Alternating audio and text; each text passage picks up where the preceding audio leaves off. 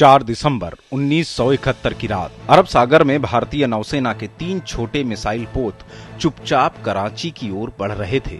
यह एक ऐसी रात थी जिसने भारतीय नौसेना के भविष्य की दिशा बदल दी। ऑपरेशन ट्राइडेंट के तहत भारतीय नौसेना ने कराची बंदरगाह पर निर्णायक प्रहार कर पाकिस्तानी नौसेना के प्रमुख युद्धपोतों को नष्ट कर दिया और दुश्मन की समुद्री शक्ति को पंगु कर दिया। यही वह कारण है कि भारत हर वर्ष 4 दिसंबर को नौसेना दिवस मनाता है। स्वतंत्रता के बाद से आज तक भारतीय नौसेना ने लंबी यात्रा तय की है। आजादी के बाद 3 प्रमुख कमान, मुंबई की पश्चिमी, विशाखापत्तनम की पूर्वी और कोची की दक्षिणी कमान भारत की समुद्री सुरक्षा की रीढ़ बन गई।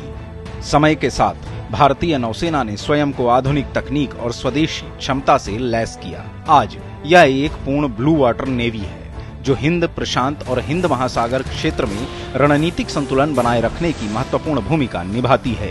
भारत की बढ़ती समुद्री शक्ति का सबसे चमकदार प्रतीक है INS विक्रांत, देश का पहला स्वदेशी विमान वाहक पोत। भारतीय जहाज डिजाइन ब्यूरो द्वारा डिजाइन और कोचीन शिपयार्ड द्वारा निर्मित यह पोत आधुनिक लड़ाकू विमान MiG-29K और उन्नत हेलीकॉप्टरों के साथ समुद्री अभियानों का केंद्र बिंदु है। इसके साथ ही प्रोजेक्ट 15B के स्वदेशी विध्वंसक INS Visakhapatnam, INS मोरमुगाव, INS Imphal आज दुनिया के सबसे आधुनिक स्टील्थ डिस्ट्रॉयर्स में शामिल हैं।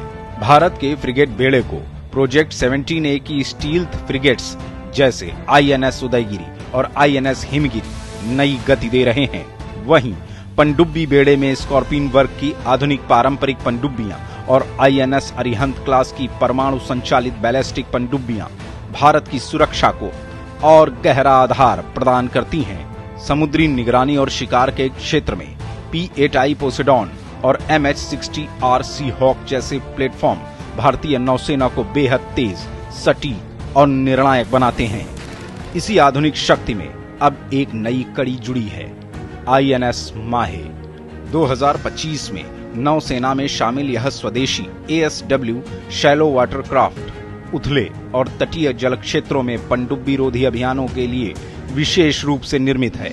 80% से अधिक स्वदेशी तकनीक, उन्नत सोनार, एंटी सबमरीन रॉकेट्स और लाइट वेट टॉर्पीडोज से लैस INS माहे समुद्र की उन जगहों पर सुरक्षा कवच बनता है जहां बड़े युद्धपोत आसानी से नहीं पहुंच सकते।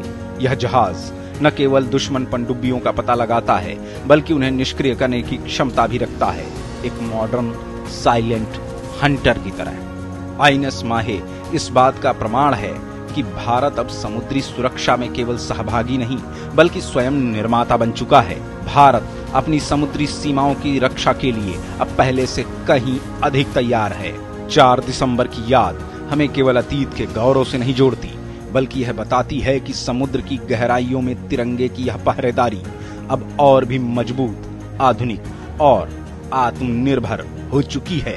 भारतीय नौसेना आज भी उसी संकल्प के साथ आगे बढ़ रही है।